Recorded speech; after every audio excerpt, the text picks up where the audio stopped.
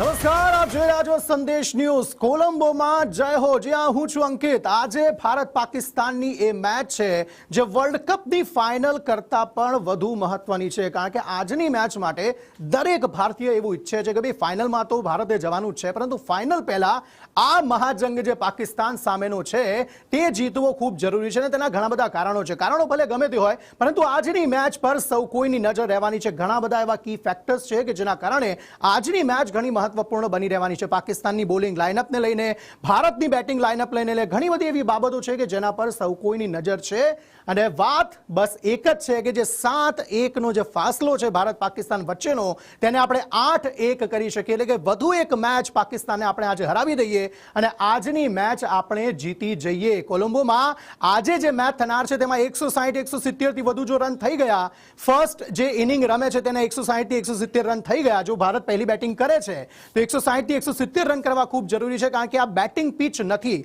Batting pitch ન હોવાના કારણે બોલરોને ફાયદો થવાનો છે અને તેવામાં પ્રથમ જે બેટિંગ કરશે તેને વધુ સારો સ્કોર કરવો પડશે જો આ મેચ જીતવી હશે તો.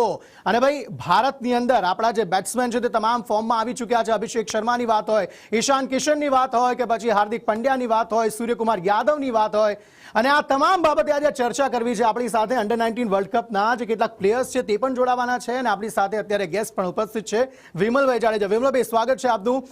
આજની મેચ વિમલભાઈ ખૂબ જ મહત્વપૂર્ણ રહેવાની છે, કારણ કે જે પ્રમાણે મેં કહ્યું કે ફાઇનલ પહેલાનો આ મહાજંગ છે જેને જીતવો ખૂબ જ જરૂરી છે, કારણ કે સૌ કોઈ એવું ઈચ્છે છે કે આજની મેચ જીતીને આપણે ફાઇનલમાં તો જઈએ, પરંતુ આજે એવી લપડાક આપણે પાકિસ્તાનના પ્લેયર્સને આપીએ કે ખો ભૂલી જાય તે ફરી. પહેલા તો વર્લ્ડ કપની કોઈ પણ મેચ હોય, ઈચ એન્ડ એવરી મેચ, પછી તમે ઝિમ્બાબ્વે સામે રમતા હોય કે નેપાળ સામે, બધી each and every match important હોય છે. અને જ્યારે આપણે કીધું કે પાકિસ્તાન અને ઇન્ડિયા, તો પાકિસ્તાન અને ઇન્ડિયાનો તો તમે જે રેકોર્ડ જોશો તો અત્યાર સુધીમાં બધી મેચ એ કહીને કે આપણે વેરી એક્સાઇટેડ ગેમ હોય છે. બંને ટીમના કોન્ફિડન્સ લેવલ ટોટલી ડિફરન્ટ હોય છે, ફાઇટિંગ સ્પિરિટ અલગ હોય છે.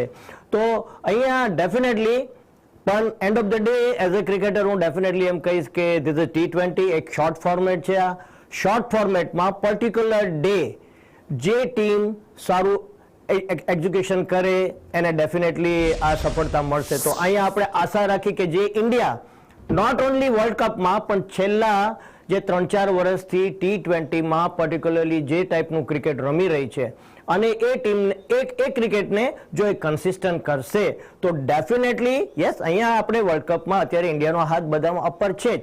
પણ એક આઈ થિંક ઘણા ટાઈમ પહેલા મને એક ગંભીરનો એક સરસ વસ્તુ એને બોલી હતી કે રાહુલ દ્રવિડે એક વાત કરી હતી કે યસ, ઇન્ડિયા હોટ ફેવરિટ છે, there is no doubt about it, પણ ઘણી વાર એવું થતું હોય છે કે આપણા જે ક્રુશિયલ મેચ હોય છે ત્યારે આપણે થોડુંક આપણું કોન્સન્ટ્રેશન લેવલ ડાઉન થાય છે. તો અહીંયા ઇન્ડિયા એના ઉપર વધારે ફોકસ કરવું પડશે. જસ્ટ ડોન્ટ થિંક કે આપણે પાકિસ્તાન સામે જે એક ફ્રેશ મેચ રમી રહ્યા છીએ. બિલકુલ, પરંતુ વિમલભાઈ સવાલ એ છે કે શું વિરાટ કોહલી કે પછી રોહિત શર્માની કમી ખલશે ખરી? આ સવાલ મારે તમને પૂછવો છે, પરંતુ અન્ય ગેસ્ટ પણ આપણી સાથે જોડાયા છે, તેમનું પહેલા ઇન્ટ્રોડક્શન હું આપી દઉં.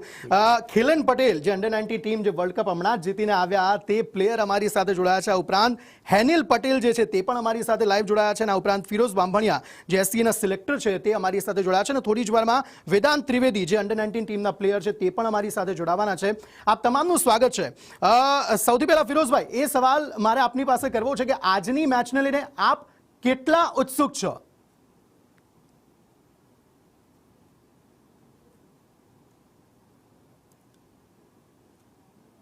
ત્યારે એ કંઈક નજરિયો અલગથી જોવાય છે, પણ જેમ વિમલભાઈ કીધું કે એઝ એ ક્રિકેટર અમે એવું છે કે કોઈ પણ ટીમ રમતી હોય એ એક મેચ રમે, અને મને એવું લાગે છે કે હરેક વાર એ વસ્તુને બહુ મોટી બ્રોડ બનાવવામાં આવે છે. પણ ઇન્ડિયન ક્રિકેટ છે અને એ કોલંબોમાં રમે કે પાકિસ્તાનમાં રમે કે ઇન્ડિયામાં રમે, એ સ્પિનરને બહુ સારું રમી શકે છે.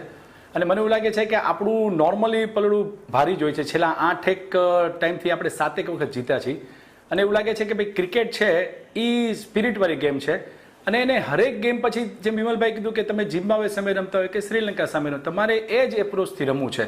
તો તમે એવું સમજીને ના રમો છો કે પાકિસ્તાન સામે મેચ છે તો આપણે બહુ વધારે પૂરતું કરવું છે. તમે મેચ રમો, એન્જોય કરો અને સિચ્યુએશનને હેન્ડલ કરો, કારણ કે નોર્મલી મને એવું લાગે છે કે ત્યાં આ લોકો પહેલેથી જ ત્યાં છે કોલંબોમાં, અને અત્યારે થોડીક સ્ટ્રેન્થ એની સ્પિનરની છે. એટલે મને એવું લાગે છે કે આ વખતે થોડુંક એવું લાગે છે કે પહેલા કરતાં આપણે થોડુંક વધારે સારું એવું ગેમ રમવી પડશે. હાલાકે આપણી પાસે બહુ લાંબી બેટિંગ લાઈન છે, જે નોર્મલી 7મો 8મો પ્લેયર આવીને પણ રન કરી શકે છે. પણ કોલંબો છે અત્યારે ત્યાં સ્પિન થોડુંક સારું ચાલે છે ત્યાં, અને અત્યારે એક નવો જેનો બોલર આવ્યો છે જે બહુ સારો ફોર્મમાં છે.